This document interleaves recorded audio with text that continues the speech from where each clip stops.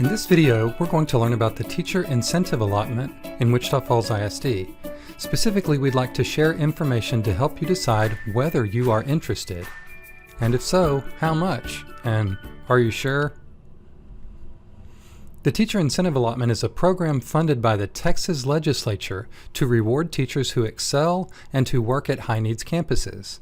The goals are to recruit and retain high-quality teachers in our schools.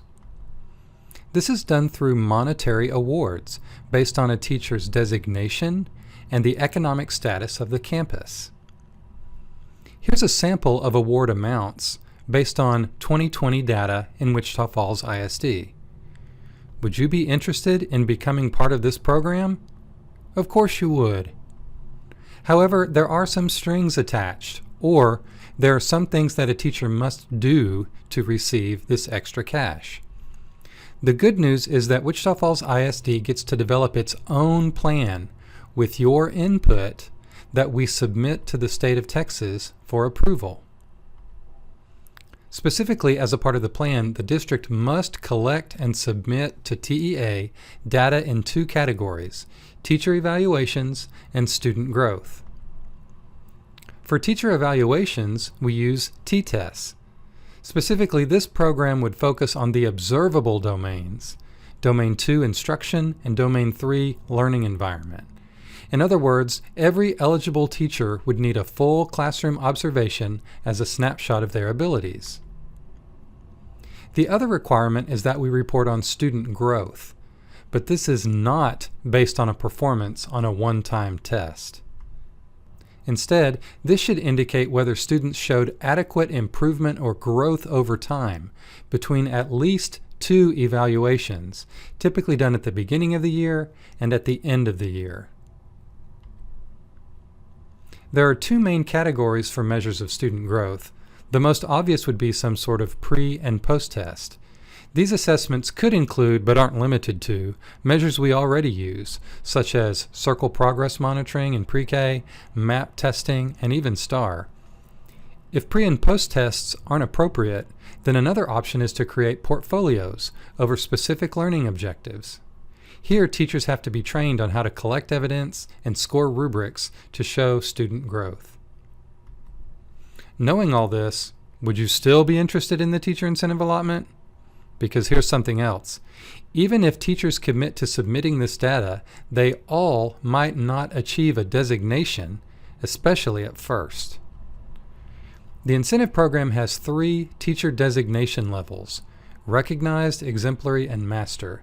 But the system is not designed for every teacher to reach the highest levels.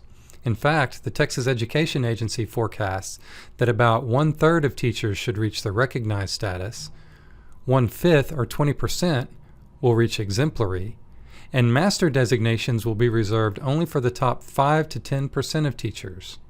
However, we still have to submit data on evaluations and student growth for every teacher in the group.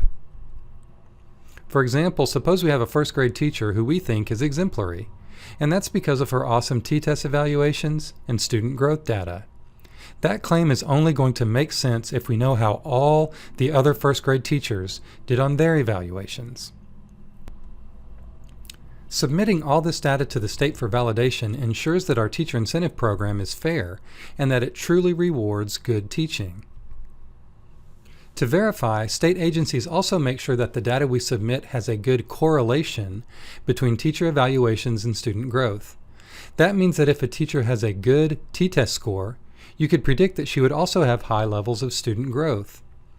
At the same time, if another teacher's students do not do that well, you would expect that he would get poor evaluations.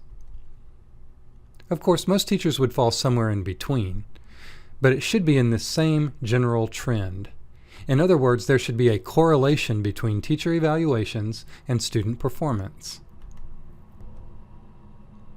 But what if there's not? What happens if our incentive program has a bunch of teachers like this one? This teacher gets great evaluations, but his students struggle.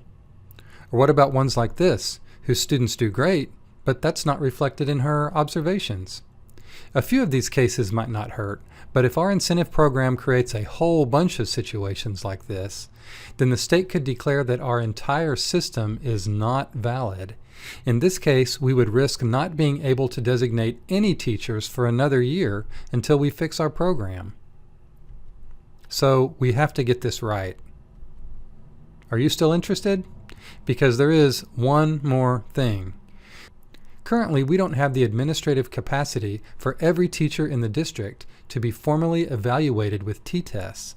So we are working on a plan to bring various teacher groups in as different cohorts.